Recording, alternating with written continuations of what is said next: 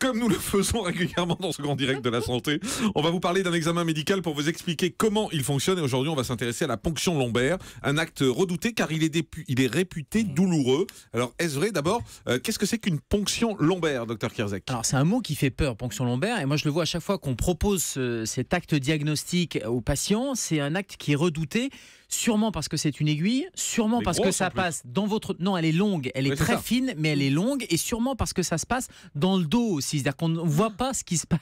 On ne voit pas ce qui se passe. Et Jean-Marc est écroulé de rire, bien sûr. On fait de la radio. Mais alors qu'on est avec un geste qui sauve la vie, qui n'est pas si douloureux que ça. D'abord parce qu'on va faire avec une petite aiguille. Ce sont des aiguilles qui sont des aiguilles qu'on appelle mousse maintenant. C'est pour éviter d'être traumatique. C'est une aiguille qui va avoir un bout un peu arrondi, un peu mousse, et qui va être introduit à l'intérieur des vertèbres, entre les deux vertèbres, L3, L4, la troisième et quatrième vertèbre lombaire, donc globalement c'est en bas du dos. Et l'objectif, il y a une anesthésie locale, on fait un petit bouton d'anesthésie, c'est-à-dire qu'on va anesthésier la peau avec un petit anesthésique local.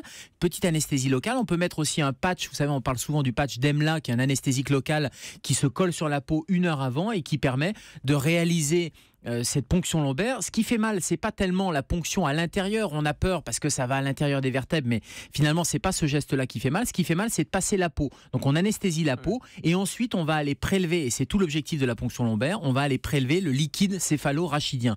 Le liquide céphalo-rachidien, c'est le liquide qui va baigner les méninges. Alors ça baigne le cerveau et puis ça descend. C'est pas dans la tête. Alors vous savez que le cerveau communique avec la moelle épinière qui va descendre le long dans la colonne vertébrale, et cerveau et moelle épinière sont baignés dans ce liquide, et c'est ce liquide qu'on va venir prélever pour, à titre diagnostic, vérifier par exemple que vous ne faites pas une méningite. Et quand je disais que c'était un geste qui vous sauve la vie, c'est que ça permet d'avoir, avec la ponction lombaire, l'analyse de ce liquide céphalo-rachidien, et on va dire il y a une méningite, il n'y a pas de méningite. La méningite, elle est virale, elle est bactérienne, donc on va faire des analyses sur ce liquide céphalo-rachidien. Donc voilà pourquoi c'est un geste qu'on va vous proposer en urgence. Quand on pense à la ponction lombaire, et c'est un vieil adage qu'on a en médecine, il faut réaliser la ponction lombaire, parce que ça veut dire qu'on a une arrière-pensée diagnostique et qu'il faut aller vérifier que c'est encore le seul moyen d'avoir le diagnostic de méningite. Il n'y a pas d'autre moyen diagnostique que d'aller faire ce prélèvement-là. C'est comme une prise de sang, sauf que c'est pas du sang, c'est le liquide céphalo-rachidien qu'on prélève. Julie. Pourquoi c'est toujours au même endroit entre telle et telle vertèbre et pas n'importe où le long de la colonne? Pour des raisons anatomiques et pour la sécurité du geste. Parce que quand on a le cerveau, la moelle épinière qui descendent, ça s'arrête au niveau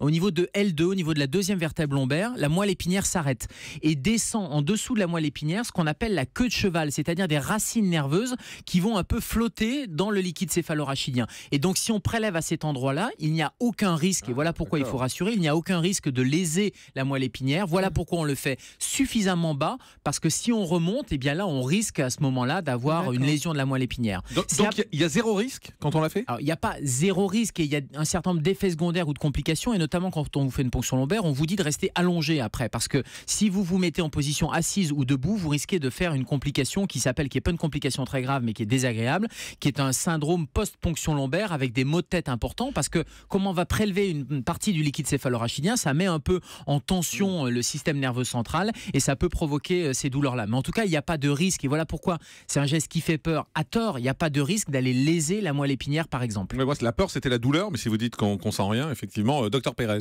Oui, il y a quelques années, j'ai été au Tchad accompagné des médecins qui faisaient du diagnostic de maladies du sommeil. Et pour faire ce diagnostic, pour confirmer ici, il faut faire une ponction lombaire. Eh bien, ces ponctions lombaires, elles se faisaient sous les manguiers, dehors, par des infirmiers. Et je n'ai jamais... Pas dans un endroit stérile? Pas dans un endroit stérile. Non, tout ça pour vous dire que nous, on prend beaucoup de précautions et ça réduit les risques, mais dans des pays d'Afrique où on peut avoir besoin, eh bien l'infirmier faisait ça dans la brousse, sous un manguier, il désinfectait, il piquait, et je n'ai jamais entendu, j'en ai vu une dizaine se faire comme ça, je n'ai jamais entendu un cri des personnes qui avaient cette ponction lombaire.